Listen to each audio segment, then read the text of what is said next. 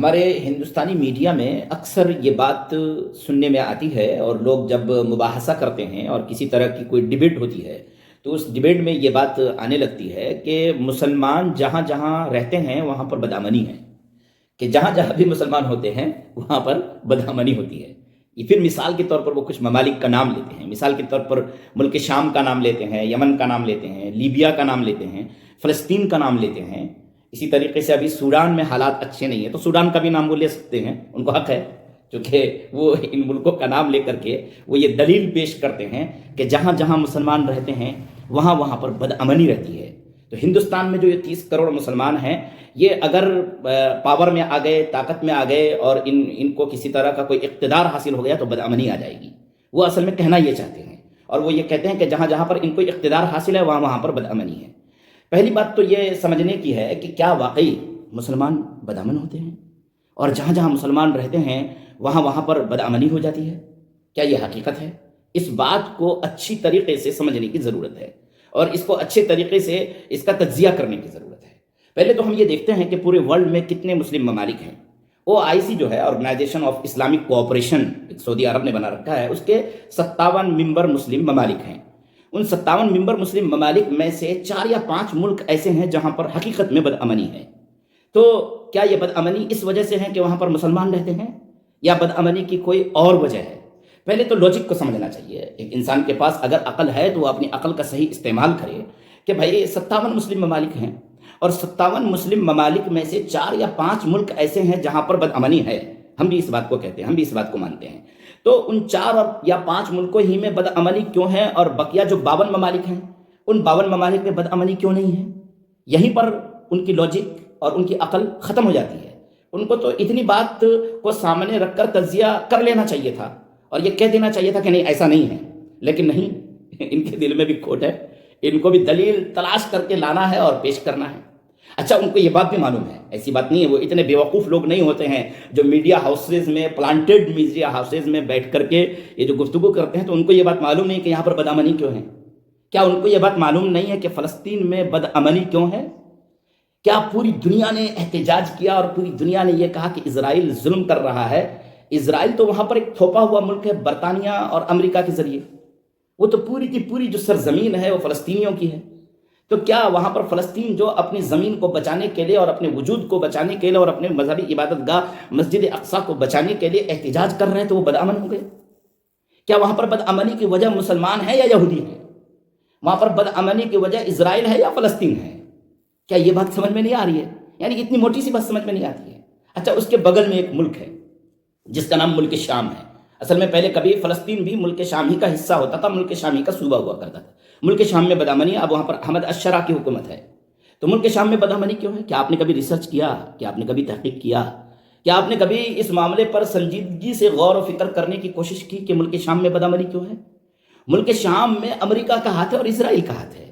ملک شام میں SDF نام کی ایک تنظیم ہے، فورس ہے، سیرین ڈیموکریٹک فورسز، SDF۔ یہ SDF وہاں پر کام کرتی ہے، اور SDF کا کام وہاں پر یہ ہے کہ ملک شام میں امن نہ آنے دیا جائے۔ کبھی وہ ترکی سے لڑائی کرتا ہے، کبھی ملک شام کی حکومت سے لڑائی کرتا ہے۔ اچھا دیکھیے، امریکہ کا دگلا پن دیکھیے۔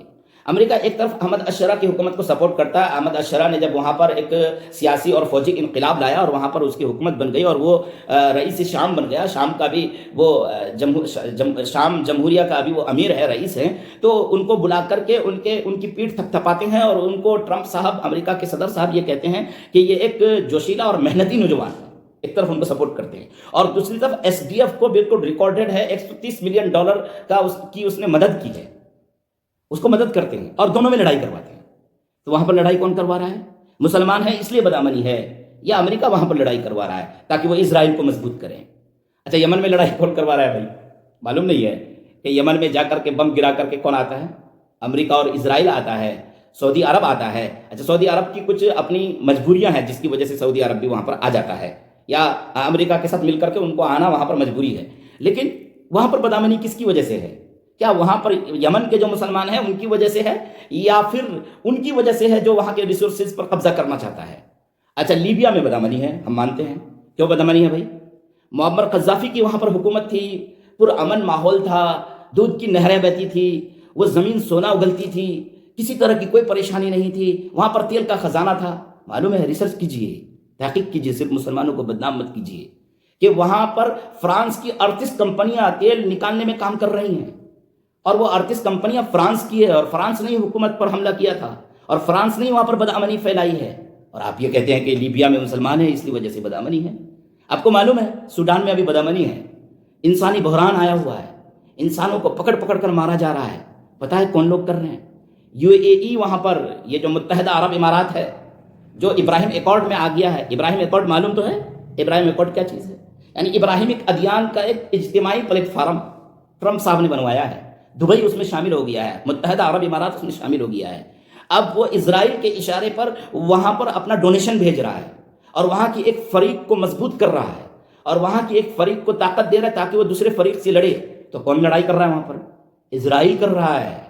یہ جو مسلم ممالک کے اندر جتنی بھی بدامنی آپ کو دکھ رہی ہے، ذرا ریسرچ کر کے آئیے گا، تحقیق کر کے آئیے گا، دیکھیے گا کہ اس کے پیچھے ہاتھ امریکہ کا ہے، اس کے پیچھے ہاتھ اسرائیل کا ہے، اس کے پیچھے ہاتھ مغربی طاقتوں کا ہے. اصل میں یہ وہاں کے خزانوں پر اپنا تسلط چاہتا ہے، وہاں کے ریسورسز پر اپنا تسلط چاہتا ہے.